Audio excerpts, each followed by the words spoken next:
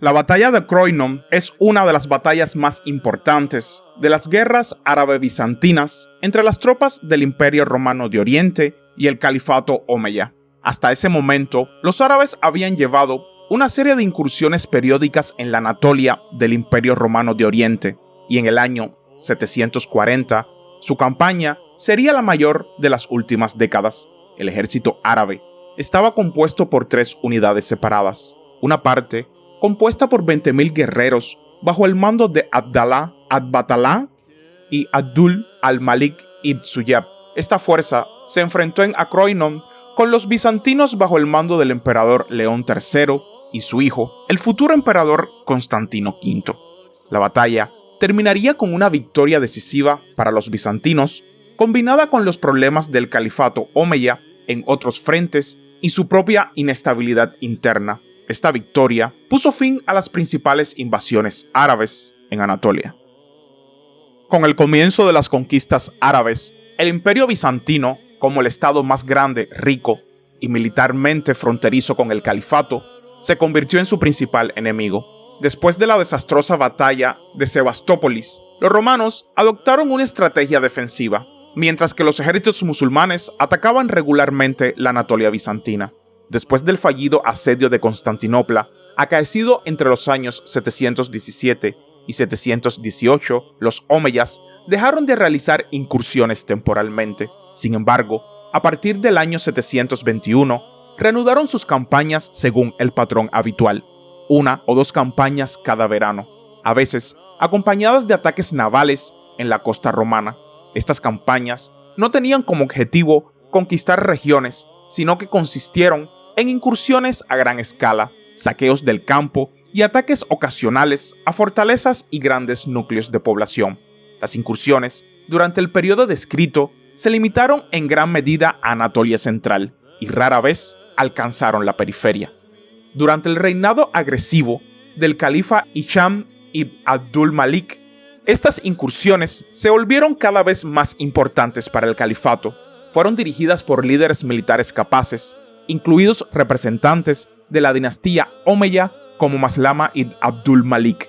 Sin embargo, poco a poco los éxitos de los musulmanes se fueron desvaneciendo, ya que sus principales recursos estaban dirigidos al conflicto con los yázaros. Las incursiones continuaron, pero los cronistas árabes y bizantinos mencionan cada vez menos capturas exitosas de fortalezas o ciudades. Sin embargo, después de una gran victoria sobre los jázaros en el año 737, que los alivió de las tensiones en el Cáucaso, los árabes dirigieron todas sus fuerzas contra el Imperio Romano de Oriente. En el año 738 y 739, Maslama ibn Hisham logró varios éxitos, capturando la ciudad principal de Ánkira. En el año 740, Hisham reunió el ejército más grande de todo su reinado, colocándolo bajo el liderazgo de su hijo Solimán. Según la crónica de Teófanes el Confesor, las fuerzas omeyas ascendían a 90.000 efectivos, 10.000 ligeramente armados, bajo el mando de Al-Yazid ibn Gam. Estos fueron enviados a una incursión en la costa occidental.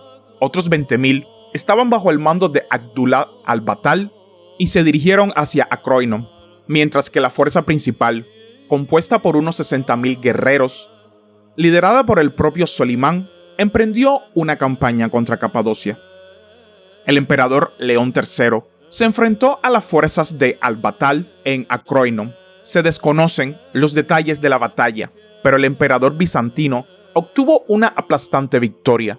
Ambos comandantes árabes murieron en la batalla y también perdieron la mayor parte de su ejército. Se calcula que unos 6.800 soldados. Sin embargo, lograron llevar a cabo una retirada ordenada a Cínada, donde se unieron a Solimán. El otro ejército devastó la zona sin encontrar resistencia, pero no lograron capturar ninguna ciudad o fortaleza. Además, el ejército árabe sufrió gravemente una grave hambruna y falta de alimentos antes de regresar a Siria. El historiador cristiano árabe del siglo X, Agapio de Hierápolis, también informa que los romanos capturaron a 20.000 árabes. El resultado de la batalla de Croinon fue un gran éxito para los bizantinos, ya que fue la primera victoria a gran escala sobre los árabes. La victoria también ayudó a fortalecer la autoridad de la política iconoclasta que León III había comenzado a aplicar varios años antes, ya que era una prueba del favor divino hacia los bizantinos a pesar de la lucha con los íconos. Además, este éxito permitió a los romanos de Oriente pasar a la ofensiva.